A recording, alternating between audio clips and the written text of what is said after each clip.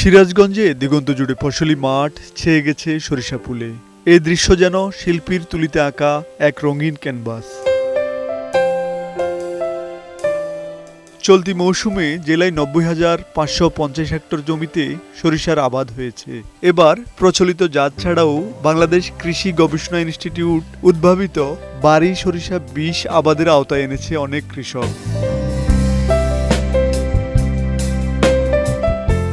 সিরাজগঞ্জ সদর উপজেলার মোহনপুর গ্রামে ১০০ বিঘা জমিতে চাষ করা হয়েছে বারি সরিষা ২০। পার্টনার প্রকল্পের আওতায় ৩৫ জন কৃষকের জমিতে নতুন জাতের এই সরিষার আবাদ করা হয়েছে। কৃষক আব্দুল আওয়াল জানান, তার ৩ বিঘা পতিত জমিতে বারি সরিষা ২০ আবাদ করেছেন তিনি। নতুন জাতের সরিষায় দ্বিগুণ ফলনের কথা জানিয়েছেন চাষিরা। কৃষি অফিসার আমাদেরকে পরামর্শ দিচ্ছে, পরামর্শক্রমে আমরা ওই যে খালি জমিতে এইগুলা এবার আবাদ করছি। বারি ২০ নতুন জাতের সরিষা চাষ করে সম্ভাবনা ভালো দেখতে পাচ্ছি, বাম্পার ফলন হবে। গবেষকদের তথ্য মতে বারি সরিষা ২০ স্বল্পমেয়াদী ও উচ্চ ফলনশীল জাত। প্রচলিত সরিষার চেয়ে উৎপাদন প্রায় দ্বিগুণ।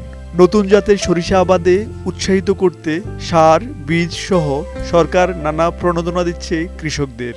আমরা মাঠ পর্যায়ে কৃষকদের উদ্বুদ্ধকরণের মাধ্যমে যে ট্র্যাডিশনাল ভ্যারাইটি সমূহ সেগুলো রিপ্লেস করে আধুনিক জাতের ভ্যারাইটি মাঠে বপনের কার্যক্রম চলমান রেখেছি। খরা ও লবণাক্ততা সহনশীল হওয়ায় বন্যা কবলিত এলাকায় বারি সরিষা ২০ ছড়িয়ে দেওয়ার কথা জানিয়েছেন কৃষি কর্মকর্তারা। তারা বলছেন, আমন ও বোরো ধান আবাদের মাঝামাঝি সময়ে জমি যখন পতিত থাকে তখন উচ্চ ফলনশীল বারি সরিষা ২০ আবাদ করলে কৃষকেরা লাভবান হবেন।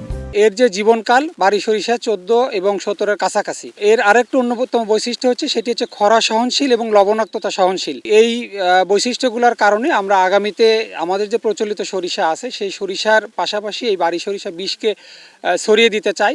দেশে উচ্চ ফলনশীল সরিষার আবাদ বাড়ানো গেলে তেল জাতীয় ফসলের যে ঘাটতি আছে তা পূরণে সহায়ক হবে বলে মনে করেন সংশ্লিষ্টরা। সাইফুল মাসুম, বৈশাখী সংবাদ।